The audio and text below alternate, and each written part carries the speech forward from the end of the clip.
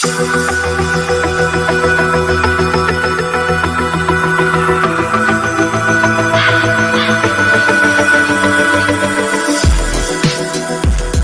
you have a question for Dr. Donna, please do leave it on my page and I will be happy to answer the question for you.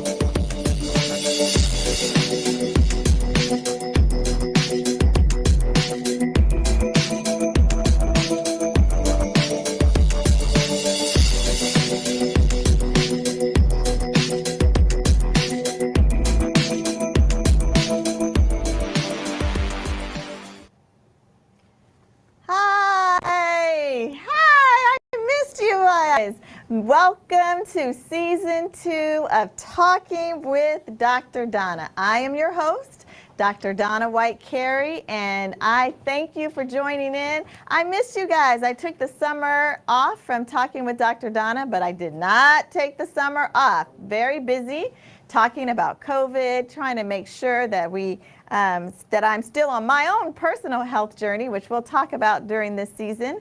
But we're back.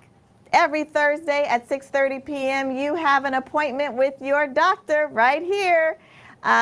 Please make sure, if you have not already subscribed to my YouTube channel, this is your opportunity to log in and subscribe, then hit the bell icon so that you know every single time Dr. Donna goes live. So welcome back to season 2. You know what my goal is: building generational health to end the cycle of premature death in the Black community. I want you, starting today, right now, to start doing things that increase your generational health. I hope today that you learn something that's going to help change how you look, how you feel, and how you think about your health. All right, you know how we always start? We start with some COVID updates because we're still in the middle of a pandemic, y'all. So just in case you forgot, we still need you to pay attention to what is happening. So in California, let's do some stats of California. We've had over 4 million cases of coronavirus. We've had almost 69,000 deaths in the state of California. Worldwide, in the United States, we have had over 700,000 people die from this disease. 700,000 people who are no longer on this earth, who are no longer with their families or their friends, and we want you to make sure that you are not in that number. All right? Let's look at what's happening in Alameda County. And good evening, everybody. I see you out there. Thank you so much for joining. In Alameda County, good news is about 79% of us are fully vaccinated. That means we've had 2 doses of our vaccine. Our highest cases, though, remain in the age group of 18 to 30-year-olds. Right? Highest cases have always been the highest cases before I left for the summer, during the summer, and now that we're back, still the highest cases are in our 18 to 30-year-old age group. And when looking at Alameda County, the hottest of the hot spots are in the 94603 and the 94621 zip codes. So if you live in those zip codes, please be extra careful. Even though our cases are highest in our 18 to 30-year-old groups, who do you think is dying the most? Now, you guys should all answer this question super easily because we've been talking about this for the last year. The highest number of deaths occur in the Black community. But when you look at vaccination rates, who do you think has the lowest vaccine rates? That's right, Black people. So highest deaths, lowest rates. Something is wrong there, people, and I have been spending my entire summer talking to different groups, different organizations, different businesses about coronavirus and this issue and question about whether or not you should be vaccinated. And it's always us saying that they don't trust the vaccine. You know, I'm with you, right? I talk about justified distrust. Yes. The medical and the scientific community have not been good to Black and brown people. That is true. But it has usually withholding treatment. withholding treatment, not trying to give you treatment. That is where we are right now with our vaccine, is trying to prevent you from being a part of that 700,000 people who have died from coronavirus. So think about it, okay? All right, let's think about our schools. Our kids are back in school, so let's see how are we doing in our schools. Now, when school started in the beginning in August, we had really, really high rates, like almost over 100 cases in our schools. But what we've come to realize is that those cases, those kids are not getting infected at school. The majority of those kids are getting infected at home, in their communities, and then bringing it to school. So currently we have about 22 cases in all of OUSD and all of our schools of kids who have tested positive for coronavirus, about 4 staff members that have tested positive, and we do have 2 classrooms that are kind of on quarantine, which means 3 or more students in that particular classroom tested positive, so they needed to shut down that classroom and have all kids go into distance learning. Both of those classrooms are at the same middle school. And this is a plug for those family members who have children who are in middle school, who are old enough, 12 or older, old enough to get the vaccine. This is what we want to prevent. We want to prevent our kids from getting coronavirus and testing positive. So please, please do consider vaccinating your 12 and older kids. Now, other updates, we know that the Pfizer has submitted to the FDA that they want to look at the vaccines for the 5 to 11-year-olds. So that's coming soon. We're probably going to have that before the end of the year. Our 5 to 11-year-olds are going to have a vaccine.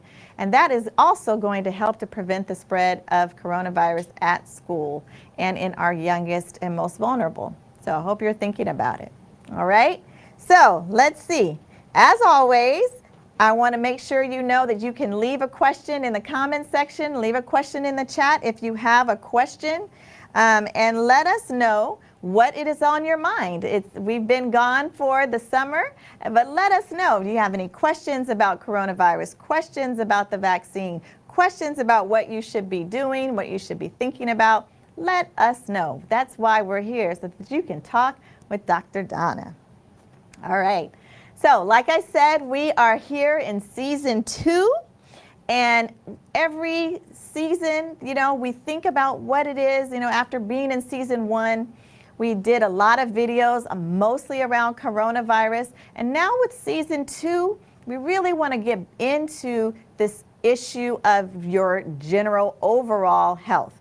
We always talk about our 4 pillars of generational health, and this season, we're going to focus in on a theme that's going to run through this entire year. And that theme is your diet. Oh, Dr. Donna, please, please, please, please don't talk about our diet. Don't kill my desserts.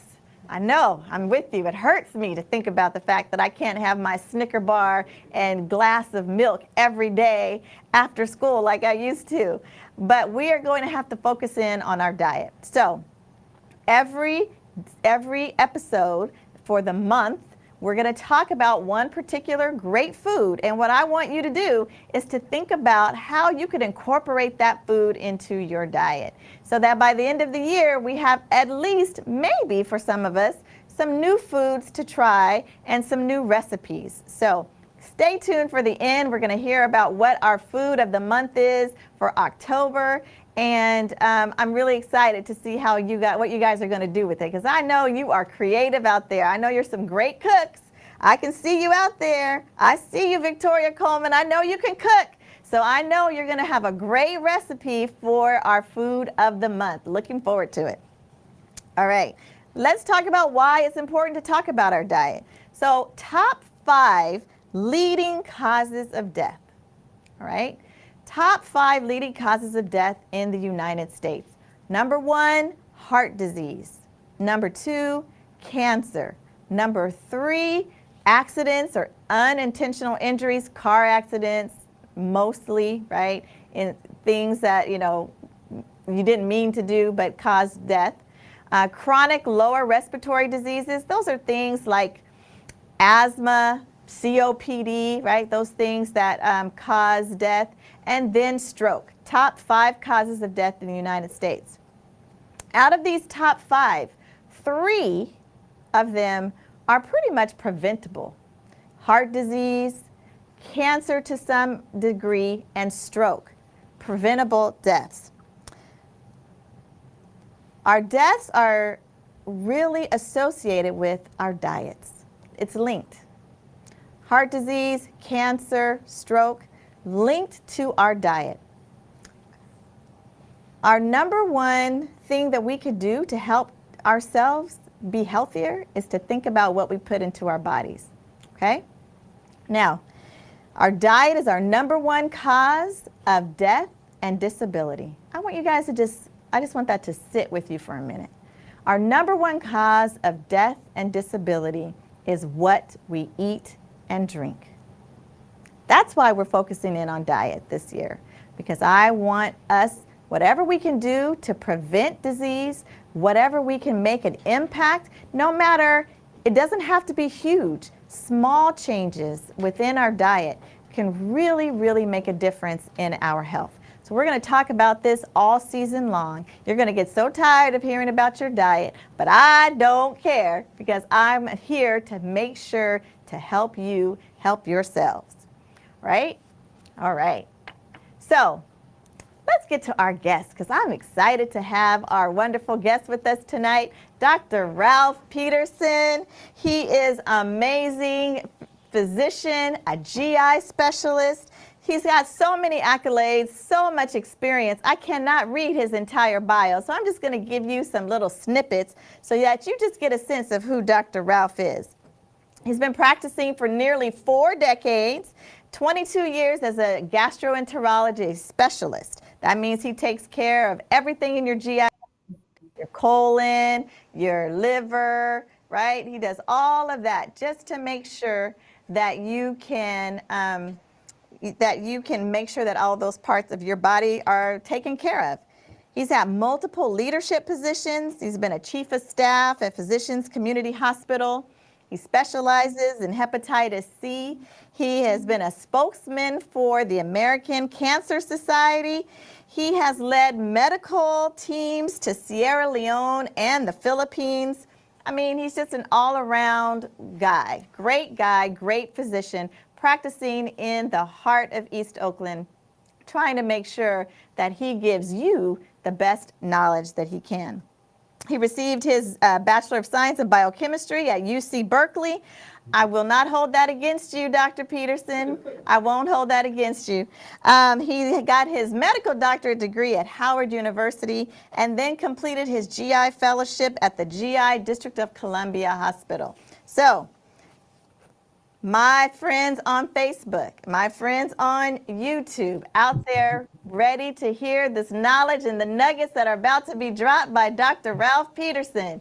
Welcome, Dr. Ralph, to Talking with Dr. Donna. Thank you. Okay. Yes. Thank you for being with us tonight. I'm super excited to have you. It's not up. Okay. All right, I'm excited to have you tonight, and we're just going to talk tonight about our GI health, our gut health. What can we do to make sure that we are healthy? What all the things we need to know. It's confusing out there. We have so many different recommendations, and people don't know really what to do. So I brought you on tonight to really help us out.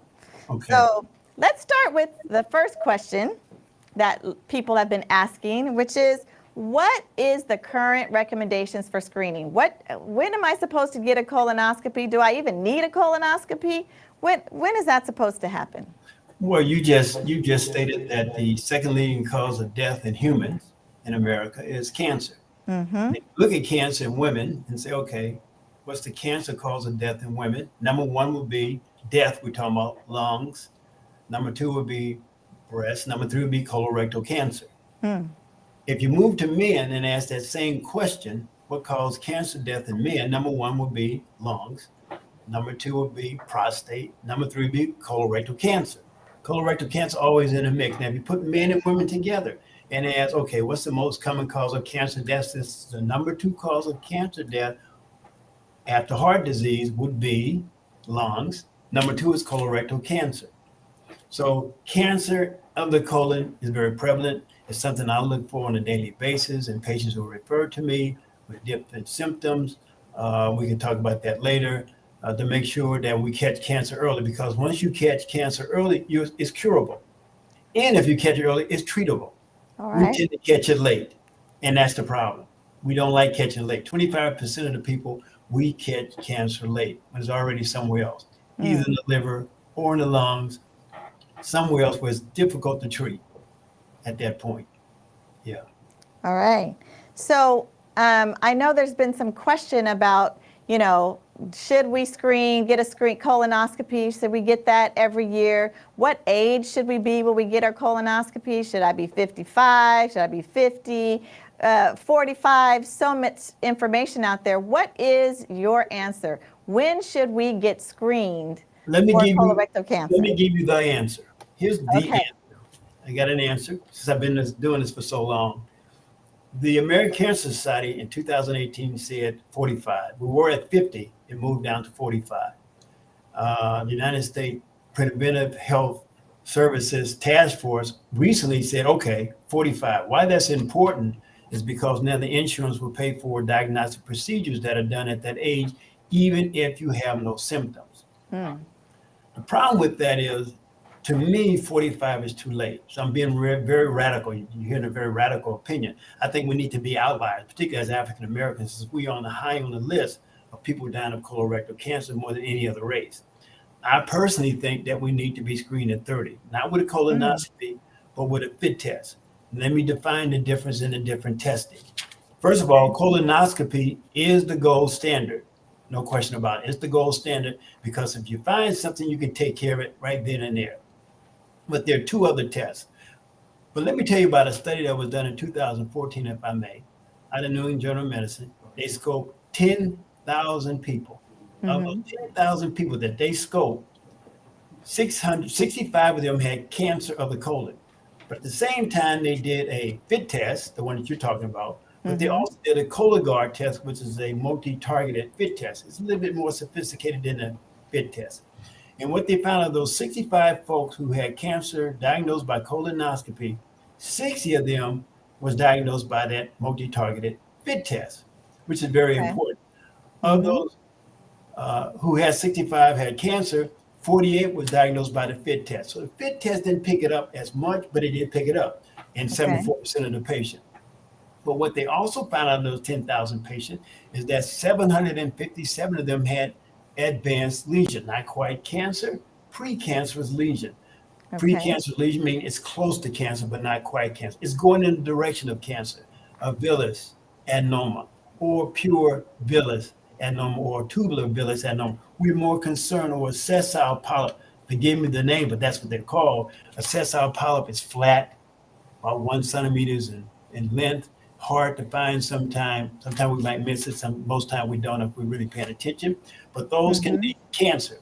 So when you look at the 757 folks who had colonoscopy, they found these abnormal polyps. If you look at the Cologuard test only picked it up in 42% of the patients. FIT test only picked it up in like 24% of the patients. So it was a lower number, but it's okay. Because when you look at the 10,000 people who had a colonoscopy and all those other ones who were perfectly normal, the Cologuard showed 10% false positive. The FIT test only showed 4% false positive. So the FIT test is more specific and it's cheaper. It only costs $15 a year to do a FIT test. So I always ask my patient, is your butt worth $1.50? Yes, no. The reason that's important because here comes the radical change. I am recommending, you hear it on your show first. We start at 30 years old with the FIT test. Insurance will not pay for it because the American Cancer Society didn't make that recommendation, because the United States Preventive Health Service Task Force didn't make that recommendation. I am making a recommendation because you need to save your butt. You should do that FIT test on your birthday month. You want to save your butt so you can live another year. So when you do the test, if you do it every year, and it becomes positive, you take that positive result to your doctor. Now the insurance must pay for something because you brought in a test that's positive. You're saying, hey, I got something. Here's a good example. Take Chadwick Boseman. Yeah. He died of colon cancer at 44. If we waited to 45 to scope him, we missed it. Of course we missed Right. it. He went to the doctors in his 30s, 37, 38, said, hey, I'm bleeding. I'm losing weight. I have a change in my bowel habits. I don't smoke. I don't drink a lot of alcohol. These are all risk factors I'm talking about. Right. What is going on with me? Well, let's do a colonoscopy. That should be done. They found cancer that already had metastasized. If he had done the FIT test at 30, they'd have found something. That is the point of what I'm saying. So the Right. recommendation by Dr. Peterson, FIT test at 30, do it every year on your birthday. When you get 45, FIT test remain negative, then you do your first colonoscopy at 45. If Okay. you're negative at 45, you're negative, then you do the FIT test annually every year for the next 10 years and then repeat the colonoscopy. Okay. So that's the recommendation. Okay, that's great. You Yeah. know, you and I had a conversation about my own battle with my health plan to get a colonoscopy because I'm 50 and they wanted to just continue to do a fit test. And you gave me some advice, so I want to see if you can pass that along. What if you're 45 and you decide and you want to go in and get a colonoscopy, but your health plan, your doctor won't say yes? What advice do you give? What should we do? You look at them and say, look, refer me to Dr. Peterson. He's going to scope me at 45. Number one. Number two. Number two, you can look at your provider and say, listen, I read the recommendation. American Cancer Society said 45. I read the recommendation. United States Preventative Health Service Task Force says 45. I read the recommendation. I am at risk. I'm African American. Right. You need to scope me. Oh no, I'm not African American. I'm white, but I smoke a lot. Oh no, I'm Asian and I don't smoke a lot, but I drink a lot. So those are risk factors that triggers the colonoscopy to be performed at 45. So you see, their butt is not on the line. Your butt is on the line. You got to remember who butt is on the line. Right. Forget what I said, but I want people to remember this. That's right. So that's why you should have it done at 45. It's a no-brainer. They would do it. Right. If not, I'm here for you. Okay. Thank you. I'm calling you. I'm calling you next week, right? All right. So I hope you all heard that. If any questions for Dr. Peterson, please put them in the chat and we'll make sure to get to them at the end. All right. So we talked about the different screening tests. So you talked about the FIT test and you talked about a Cologuard test, which is a little different than the FIT test. Can you go back over the difference between the two? Because there's some questions about it in the chat. Okay, very good. The Cologuard is a FIT test. It's also a FIT test, but it also targets the abnormal DNA structures that the polyp or the cancer or the tumor might bring. It targets those as well. The FIT test doesn't. The FIT test merely is a fecal immunochemical test. It's antibodies looking for hemoglobin. Hemoglobin is part of your red blood cells. And once it finds those hemoglobin in your lower GI tract, it says there's some bleeding going on because polyps are very fragile. Cancer is very fragile, deadly, but nevertheless fragile, and they tend to bleed. And so you pick up the bleeding that you can't see. You don't know you've been bleeding. You're making plans to go on your trip, or you're doing something totally different, and this cancer is growing in you, which is why you want to be screened at those ages that I mentioned, starting with 30 with the FIT test, total colonoscopy at 45. So that's the difference between the two. The multi-targeted FIT test, Cologuard, looks for abnormal DNA structure. The FIT test only looks for blood in the stool. All right, great. Thank you. So we started talking a little bit about colon cancer, and as you started out the show, you talked about colorectal cancer being the number 2 cancer. What are some of the symptoms and signs of colorectal cancer? What should we be concerned about? First of all, it's too late when you get them. Let's start with that. But you might be blessed enough to maybe have some dark stools. You don't know why your stools are dark. You don't know why you're bleeding, see bright red blood. You don't know why you have bloating or change in bowel habits. You don't know why you're losing weight. You don't know why all of a sudden you have gas and abdominal pain. Or maybe you have iron deficiency anemia and you're not sure why because you stop your menses and you say, why am my blood count is low?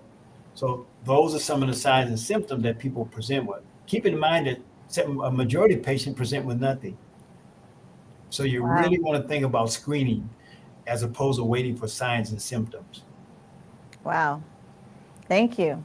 So when you think about, the average Black person, a lot of those symptoms you said can be for a number of different things. Absolutely. So if you have those symptoms, what do you recommend and suggest if you feel like you're bloated or you do have anemia and have already gone through menopause, so you're not having a cycle, but you find yourself anemic?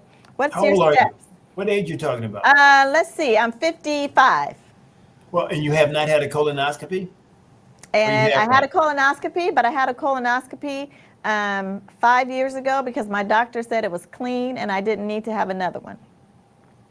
Okay, so you're in that gray zone at 5 to 10 years, you're in that gray zone and you still have symptoms. Well, we start trying to figure out why you have what you have. Sometimes I challenge you with medication. We go either with natural medication or pharmaceutical drugs, and we treat the IBS, believing that it might be psychosomatically related, stress and anxiety, which we live with. One of the causes, I believe, of colorectal cancer. You won't read it anywhere, but I believe it is. And so we try to figure out what do you have before we start putting another tube in. Maybe we repeat the fit test. Have you been doing an annual fit test? Has it been negative all the time? That would be my question to you. If you answer yes to that, then maybe you might want to reconsider having another colonoscopy to make sure we're not missing anything. We want to make sure you don't have colorectal cancer because it's something treatable and preventable if we do the right thing by you, the patient. Okay, great. Thank you. How often should you have a colonoscopy? So you said get a colonoscopy and then a fit test every year. And then when should I have another colonoscopy? If I did my colonoscopy at 45, it was negative. I do my fit test every year. When should I have that another colonoscopy? 10 years. 10 years. 10 years later. Yeah. Okay. 10 years later, bearing that there's no presenting symptom that suggests that we should repeat the colonoscopy. Great. All right. So every 10 years, if your first one was negative, right? Yes. Mm-hmm. Oh, what if you found negative? And make sure you throw in that annual fit test. Yes. Save your butt on your birthday. Save your butt on your birthday, man. Save Keep that your in butt mind. on your birthday. I like Keep that in mind. Absolutely. What if you found something on my colonoscopy? It was like something precancerous, a polyp. You removed it, and it didn't turn into cancer. Am I also getting a colonoscopy every 10 years, or am I getting it before 10 years? Oh, excellent question. Here's how that works. I do a colonoscopy on you, and we get to a certain part of, let's say, the left side of your colon, descending colon, and I find a polyp. I lasso it, I cut it, I take it out of you. We send it to the lab. They come back saying the head of that polyp had cancer in it. Okay. The part where I cut was normal. That means I removed cancer. You don't have any in you. It's gone. Oh, well, they could say the head of it had cancer and that part of that cut also had cancer. That means that cancer is still in you. It means. In that case, I tend to refer my patient to UC San Francisco. They develop a great new technique. Instead of cutting you, is going in with another endoscope, and they scoop it out. They go below the surface and scoop it out. We call it endoscopic mucosal resection. EMR. That's a great technique. So they remove it that way, and it's gone. Your cancer's gone. You don't have to have surgery. We removed all your cancer, and I'm happy for you. That's great. I think, for you out there who are watching, this is like really important that you get specific about your findings when you go to the doctor. So that if they say, well, we found some cancer, so Dr. Peterson just told you, where was that cancer? Was it at the top or was it where we cut in by the colon? Super important out there, you guys, that you get very specific about the answers to these questions, that you write them down so that if something else comes up, you can ask your doctor, you can ask someone else to maybe help you interpret it. But you have to know the specifics. All right. Okay, let's see. All right, I think there's lots of questions, but I'll get to them in a little bit. All right, so let's talk. We talked about cancer and diet and how we can keep our colons healthy. What do you recommend for us to keep our GI tract healthy? Okay, well, if we look at common causes of colon cancer, and we're really not sure if they are, but they're certainly associated with heavy alcohol use, smoking, obesity, inactivity, too much meat consumption, less fiber consumption. Those are things that are associated with colon cancer. But we have a gut, and that gut has a lot of bacteria in it, good bacteria in it. And those bacteria there is to help us digest the food when certain enzymes cannot do it. It's to help bring about certain nutrients to our body. It's to help build the gut wall because of the fatty acids that are made by these species, virus, fungus, bacteria, whatever they might be. So you want to feed them healthy food. You want to feed them. Some people feed with probiotics, some with prebiotics, right, to build for those bacterium or the lactose bacillus. These are ones that they go by and just say, let me make my gut happy. And that's a good thing to do. Otherwise, there was a study that was done in the Bible. It was in the book of Daniel, first chapter, where I forget the name, I think it's King Jehoiakim. And he was very happy for Daniel. And he liked Daniel. And he was going to let Daniel do anything. He told Daniel, here, go eat with my homies. You can eat all the meat and have all the wine. You're going to Daniel said, hold it. That's not what I do. I eat God's food. And he said, let's do a 10-day study. I eat my food. Your people eat their food. Let's see who looks the best. At the end of 10 days, by the way, they were eating vegetables and seeds that, God's plant. And they just look much better. And that's true here today, too. When you look at it, I have a list of things. I just want to mention them. Fruits, vegetables, teas, coffee, red wine, dark chocolate, all are helpful. Hey. That's what helps the diversity of your gut microbiome. When you help that, then that's what's going to help you be okay. Because some of the things that those natural species make for you is they make butyrate. And butyrate is known to suppress inflammation. They did a study, and I like studies because it points us in a direction, in South Africa, rural South Africa. They switched diets on them. They say, give me 2 weeks of processed food, hamburgers, French fries, that's what you eat. And they noticed after 2 weeks that their colon was very inflamed. They said, wow, your colon's inflamed, you're going towards cancer. Then they flipped the script, came to African Americans who eat them fried food, and they said, well, we don't have you eat fruits and vegetables. And guess what? They all got better. The bloating went away, the diarrhea went away, the constipation went away. They just felt overall better. So, we talk about diet. You mentioned that earlier. You really don't have a choice here. Yeah. If you really want to live right, you really got to get back to what God has done for you and eat his kind of food. Then you know what kind of food to eat. Then there's no question. The less processed food you eat, the less meat you eat, the more fiber that you, because fiber feeds that diversity in your gut to make you healthy. So that's the key for me, eating the right kind of food and dealing with stress the best you can. Stress is part of the mix here. Say it or not say it, I really think that's why we lead the list as African American, because we're all under stress, we're all under thinking when you're doing the right thing, you're still being blamed for stuff. So stress, if you can handle that stress, and the way I tell people to handle stress, you need to take a break. Right. Everybody needs a break. You want to be a kid again. And my wife and I, we try to be a kid every month. That's great. Now, I heard you mention fiber, and I think that's great. And we always hear about fiber, and there's different ways in which we can get our fiber. Is there one way that's better to get your fiber than another? Like, is it okay to go to Costco and buy that big tube of, powdered fiber that I can just add to my water, juice, or whatever I'm drinking? Or is it better that I try to get it from natural? Well, always natural. Fruits, vegetables, nuts, legumes. You always want to be as natural as you can, because then you're talking about, the pH of the substance in which you're eating.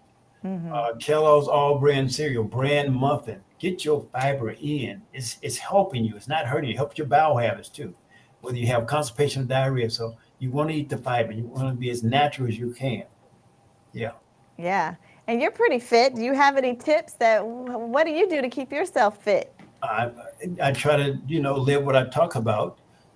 That's the first thing. I try to exercise. I have a program. I have several trainers that I work out with. don't want to do it, get lazy at time, but I remind myself at 72 years of age that, hey, I got to do something. I just can't sit here and do nothing. Yeah. Right.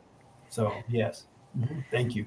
Yes. Well, Dr. Peterson, you have been amazing. So many accolades on the chat saying thank you. And let's see if there's any questions. Is eating organic food important for the gut? Organic versus not organic? Preferably organic. Be as organic as you can. Absolutely. Less milk, less sugar, less soda. Sodas are hurting us. People don't read them labels on soda. 5 grams of sugar, 5 grams, hear me well, is about a teaspoon of sugar. 5 grams, about a teaspoon of sugar. So when you look at that, whatever you're consuming, you look at the number of calories and look at glucose or sugar, if you will, it's going to say how many grams of sugar in there. You just go in the 50s or 40, you divide that by 5 and say, wow, there's 8 teaspoons of sugar in this thing. I can't drink this. Wow. Yeah. And remember, it's taking the microbiome, your gut microbiome, and making it worse. Yeah. You're developing terrible bacteria, terrible fungus, terrible virus, the ones you don't want. And Candida is probably the biggest one, loving sugar. I think Candida must whisper in people here, go and get some sugar. I need some more sugar. Go give me some sugar here. You know you like that cake. Yes, I know. It talks to me every day. I have to say la la la la la la la. Work out tomorrow morning. We're going to have a cake tonight. You know that kind of thing. That's right. All right, here's another question. Do you recommend doing a cleansing with colonics? First of all, you're going in the opposite direction. I don't mind it. It has its perks. It has its perks. But if you can find one to push things through in the direction which stools come out, that's even better. For example, when we do colonoscopies, we give you a solution that help do it in the right direction. That is a colonic in a way, because people get awfully clean. I see some spick and span colon, then some I see some very dirty colon. So prefer the natural way, but the high colonics are not hurtful. Okay. Does it affect the digestive system if you don't have a gallbladder? If you look at the gallbladder and ask what is the purpose of the gallbladder concentrate bowels. So you eat all that fat, it has that extra pump to give it more bowels, so it can, bowels is what help you absorb your fat, because fat and water don't mix. You need that bowel from the gallbladder. When the gallbladder is removed, the ducts are still in place and the bowel is just constantly coming down. So you have no problem with that. Yeah. All right. So if you don't have your gallbladder, is there anything different that you should do or eat? Well, you'll be mindful. Remember, bowel is to help you absorb fat. You have to maybe modify how much fat you consume now, based on how much bowel your liver actually makes for you. Yeah. All right. Perfect. All right. Will probiotics and prebiotics help with the preventative maintenance of colon cancer? I believe they will. I believe they will. Still no substitute for being screened. I am an endoscopist. I hated to go get screened. Oh man, I had to go get screened. Who's gonna scope me? But but yes, you still have to do those preventive things, because once again, cancer is preventable if you catch it early. All right. Okay. All right. Someone said you said that you've seen a dirty colon. What is a dirty colon? Well, maybe the person didn't do the prep correctly. Maybe they couldn't tolerate the prep. Maybe they didn't do an enema the morning of the prep. So when I take a look inside the colon, something you can't see as well, because you have all that mucus material inside. Some of the feces are still there, not totally clean, and you can miss a flat lesion. Remember I told you about that sessile polyp is flat? You can miss it. Yeah. You can miss it. Yeah. All right. Well, that's another tip. It's important, if you're going to get a colonoscopy, that you do the prep correctly, right? So that you give the doctor the best chance to be able to see everything in the colon when they're in there, right? Absolutely, right. And we think that's the worst part of the colonoscopy is the prep. Yeah. All right. Is high cholesterol bad for your liver? Well, cholesterol is made by the liver. That's who makes the cholesterol. Yeah. Your liver makes it. and it puts it out there because you need to have cholesterol. You might have high cholesterol for other reasons. As another note, but because I'm did internal medicine, you might have it because it could be family history, more so than anything else. Or maybe you eat too much fatty foods. You're bringing in too much cholesterol from that for that reason. But what's more important than the cholesterol is the ratio between HDL and LDL. That ratio is what's important because LDL, the so-called bad cholesterol, is only bad when it's a certain number, over 160. HDL at any number, high number, over 40, is a good number. So we look for that ratio, divide it out, and you get a number, and it tells you your risk for heart disease in that case. All right. Wow. Thank you, Dr. Peterson. Just a wealth of knowledge and information. Everyone is saying thank you so much. They don't feel embarrassed about asking their questions at all. So that's great. A sign of a great doctor. Anything else that you really want to make sure that we know that I may not have asked you that can really help us with our gut health? Anything else you want to tell us? I would say the main thing I want to leave with everybody: save your butt. You do not want to hear the words "you have cancer." You want to avoid that, or "you have cancer," but we took it out. That's good language, because I know people that have to tell them you have cancer and it's over here, it's over there, and we know that the lifespan of making 5 years now is around 10% chance of making it 5 years once you have cancer in the liver from your colon. So you want to get screened. Take advantage, get screened, check your butt on every month of your birthday month so you can live another year. All right. Thank you. All right. Thank you, Dr. Peterson. Again, if you have any other questions, you can leave it in the chat and I will make sure that we get it to Dr. Peterson and he can answer those questions. So we talked about a lot tonight about diet and how it impacts your health and impacts our colon. And I talked about at the beginning of this season, we are really going to pay attention to our diet. And this is a great starting point, right? Hearing about how our diet impacts our gut. So I want to focus on a food every month. So our food of the month for the month of October, now look, it's easy for you guys because it's already the 7th, right? But the food of the month that we're going to focus in on is kale. Yay, yummy, yummylicious kale. So kale is our food of the month for Talking with Dr. Donna. It is, as you can see, it's a dark green leafy vegetables. It's in the family with cabbage. And I know a lot of people think that it's kind of bitter and it has, different taste to it that you don't like. It's an acquired taste. But as Dr. Peterson just reminded us, hey, it's important, right? You don't have a choice. We want to start out by eating well. Why do you want to eat kale? It's high in vitamin K, it's high in vitamin C, and it's high in vitamin A. Those are all great vitamins that your body doesn't usually make enough of and can help with inflammation. It's high in antioxidants that is also helping to prevent and lower the inflammation that's in your body. And as we will hear, right, throughout this season, inflammation is a precursor to many of our diseases, including cancer and heart disease. It also can help decrease cholesterol, and you just heard Dr. Peterson talk about cholesterol, and it helps to decrease the risk of heart disease.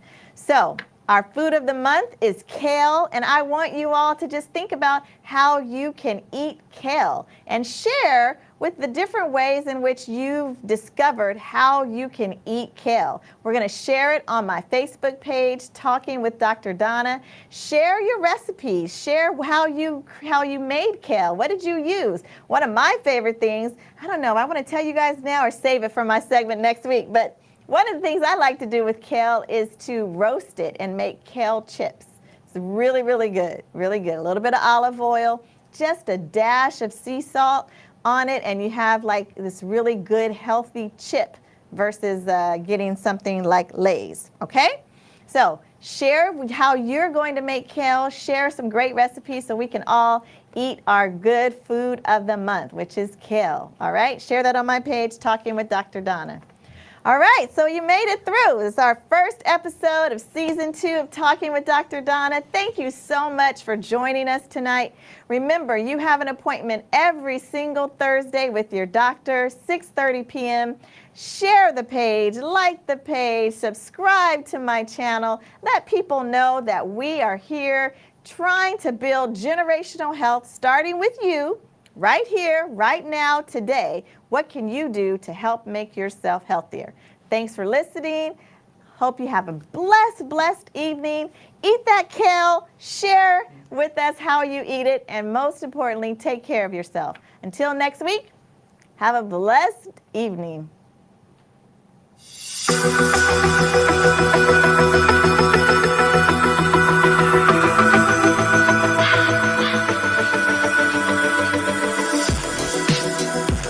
If you have a question for Dr. Donna, please do leave it on my page and I will be happy to answer the question for you.